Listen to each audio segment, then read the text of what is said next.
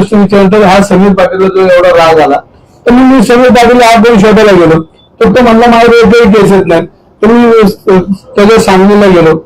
सांगलीला गेल्यानंतर ते मोठ्यासारखे त्याच्यावर कारवाई झालेली पेपर आहेत, त्यांनी चिटिंग केलेले पेपर आहेत, गुन्हे दाखल आहेत त्याच्यावर. ते पेपर तुमच्या समोर मी ठेवतोय.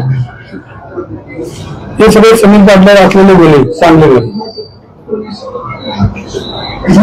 हे बघ, आता हे मी कोणाशी भांडतोय की समीर पाटील हा जो गुन्हेगारी चालवतो आणि नुसतं तो चालवत नाही तर पोलीस स्टेशन मध्ये सगळं तो जो बोलत ते चालतो. आणि अनेक पोलीस अधिकारी माझ्याशी बोलले आणि पोलीस अधिकारी हे सांगितलं की ह्याच्यामध्ये समीर पाटील नावाचा व्यक्ती इथे ढवळाढवळ करतो, कोणावर गुन्हे दाखल करायचे, कोणावर केस करायचा, 10व्या टोळीला काही पोषक वातावरण असेल त्या पोलीस स्टेशन मधून तो कार्यरत असतो. म्हणून मी साधा प्रश्न परत दादांना विचारला की दादा ह्याच्यामध्ये तुम्ही खुलासा करा, तर दादा काही खुलासा करायला तयार. आणि मग भाजपची लोक माझ्या हल्ल्यात आला. मी भाजप म्हणून भांडतच नाही, पुणेकर म्हणून एक लोक होते तिथे.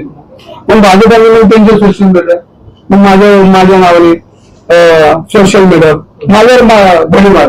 अरे मी विचारतो तुम्हाला मिलियन जागेवर काय करायचं, तुम्ही माझ्यावर काय विचारता? मी काय केलं तुमचं? मी फक्त तुम्हाला एवढं विचारलं की पोलीस यामध्ये गुन्हेगारी चालते आणि गुन्हेगारी थांबली पाहिजे. हा माझा साधा प्रश्न.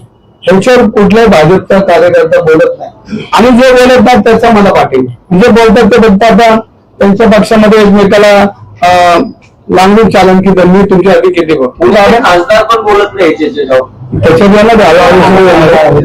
तर त्याच्यात येणार आहे. आणि त्याच्यामध्ये मग हे सगळं करत असताना मला तो समीर पाटील बोलला की दंगली करून मौका करा. आणि मी अजून माहिती घ्यायला लागली. हा तर कोर्स आहे, आता गुन्हेगारी मोकाला कोण म्हणतो पटेलला मोकळं करा. मी अजून माहिती घेतली की माझे काही गुन्हे आहेत